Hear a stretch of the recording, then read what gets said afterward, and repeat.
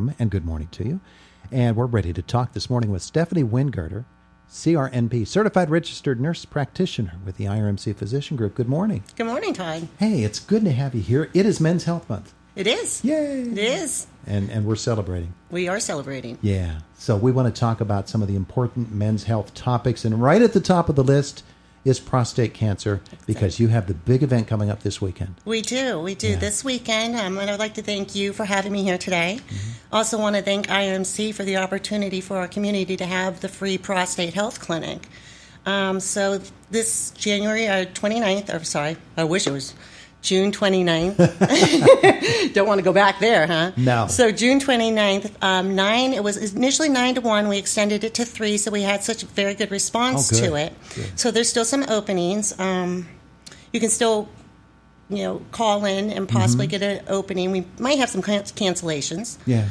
So anyhow, that's what we're doing. And all right, so tell me first of all, this being a prostate cancer screening, there are correct. 2 aspects of it. Yes. The PSA. Yes. And then the prostate exam. There's actually a third aspect, too. Is there really? Yeah, we always very much, family history and risk factors are a big play. Oh, okay. We look at 3 components before we can kind of decide, and even at that, it's a gray waters, before we can decide if we need to move forward to do a biopsy on the prostate. Okay. So let's start right at the very beginning and talk about a prostate gland. What is it? And it's only with guys. Yes. So what does it do? Okay, so this is a walnut-sized gland that sits right below the bladder. Mm-hmm. It actually forms the initial tube of the urethra, which empties the bladder. Its main job is it contracts and it pushes out the ejaculate for gentlemen. Okay. The semen. It has common disorders, so we have to look at the prostate.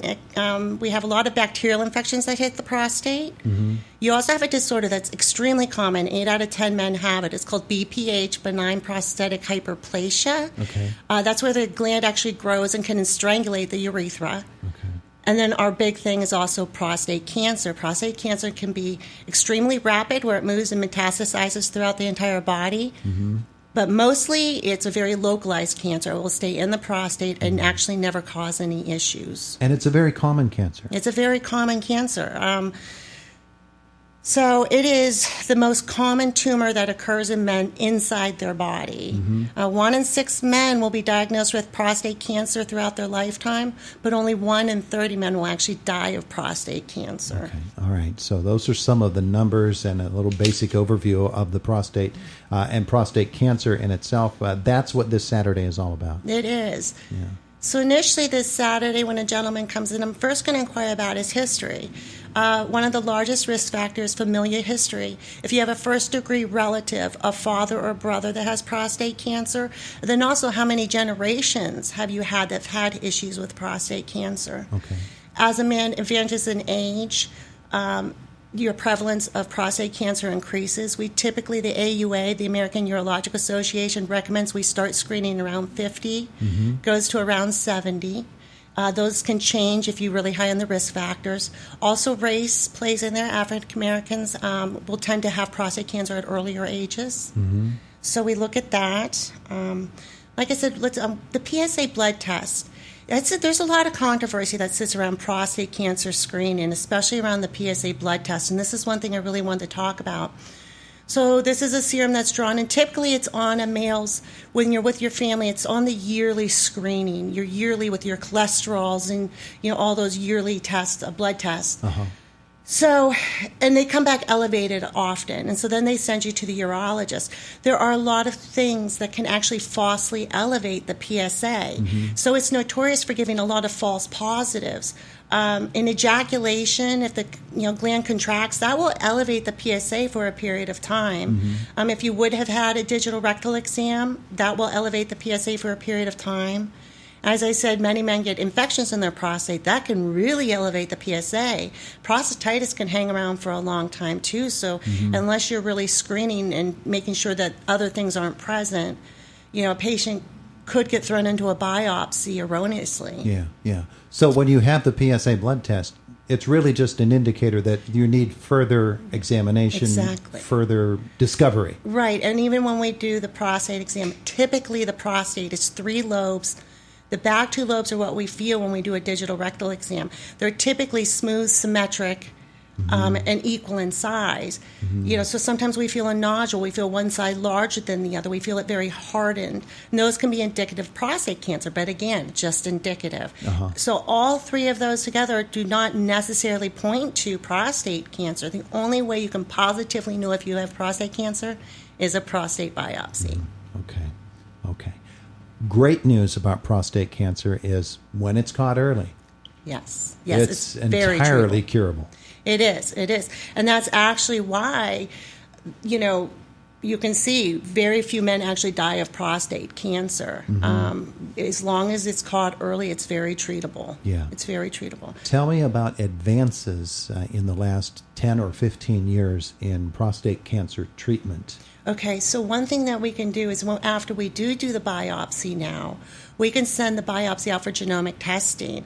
We can find out if this is a rapidly growing that's likely to metastasize, or if it's a slow growing that's going to stay localized to the prostate, and we can really just keep the patient in surveillance, the issue. So that's one of the big advances. Another big advancement, which is the MRI guidance. So one thing that happens is a lot of times, even after you have a biopsy, that PSA number can keep moving. So there's still a concern that there would be prostate cancer there. So now there's improved techniques to diagnose if there's truly prostate cancer there. Okay. There's just all kinds of, the whole industry advances so quickly. It does. And the treatments get better and better. They do. And obviously, so does the success rate then. It does. And I think one thing with prostate screening and prostate cancer, it's not definitive. This is much more, the recommendation is to have a discussion to very much inform the patient what these numbers mean. And so together the provider and the patient can make a decision on the treatment plan. Yeah. We're talking this morning with Stephanie Wingerter, CRNP. She'll be doing the prostate screening that is free coming up on Saturday at the Mahoning Medical Center in Marion Center. And you said the hours are expanded now until what? Till 3 p.m., so 9 a.m. to 3 p.m. All right, and they just need to call in order to make an appointment so that they can be sure that they're in. Exactly. Correct. And because we've had such success with this initial screening, we're already in the works to find another day, either late summer or early fall, to do a second screening. Oh, that's good. Yeah. That's good. Now, that's part of, as I said, Men's Health Month. Correct. And prostate screening is one aspect of men's health and the prostate. But that's just one. There are other issues men need to be paying attention to for their health, aren't there? There are. Like I mentioned earlier, there's a disorder called BPH, benign prostatic hyperplasia. And it's where the cells of the prostate actually enlarge. Again, typically starts happening around 50 to 60. This process will continue to move forward, till you take your last breath. The symptoms are so slight, and most men just attribute it to aging. But what they don't realize is that the prostate actually is strangulating the urethra. So it's destroying the bladder muscle as it tries to push down through the prostate. It's very similar to the same mechanism where they call high blood pressure the silent killer, because it destroys the heart muscle in the very same way, and you do not feel this happening. The symptoms of BPH or typically men will notice dribbling after they urinate. They feel like they're done, but you have a little bit of dribbling. Hesitancy of urination. They feel like they have to go, and it just takes a few seconds, not a lot, but there's a slight delay. Sometimes the stream will be a little bit intermittent. It will kind of start and stop on them. Something we call nocturia. You start waking up more at night. 2 times is considered normal. More than 2 is not. As it progresses, some men can actually feel themselves kind of straining to urinate. But it's just so easy to put in the back of your mind, attribute it to something else. It's, it's a couple seconds. It's not, so the men tend to miss it.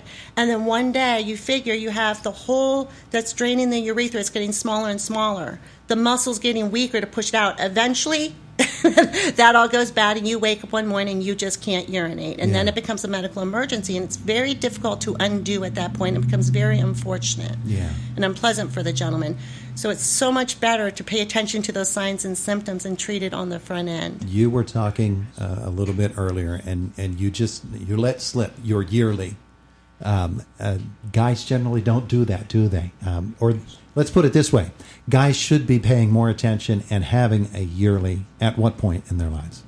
Well, for right now, most of the screening is being done by their family physician. And on a yearly basis, they have their physical, and they should be being asked about how they're urinating and things of this sort. I personally don't believe there's enough emphasis.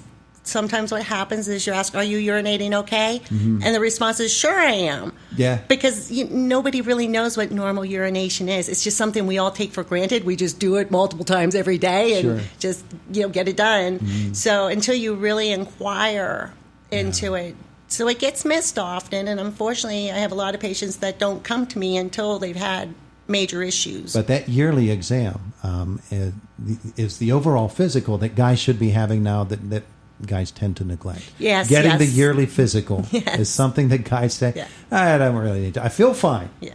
I feel fine, so I am fine. Yes. Not necessarily the case. Correct. Exactly. So right now, part of the yearly screening for most family physicians is to put the PSA test on it. Back in the day, they used to do the digital rectal exam with your family physician and then send you to the urology if there was a discrepancy. Right now, it's just pretty much the PSAs. If the PSA seems abnormal, they send you to me. And again, that doesn't necessarily mean there's a problem. The first thing I do is kind of inquire about their PSA, how high it was. And a lot of times I'll repeat the test to make sure that it wasn't a false positive. Okay.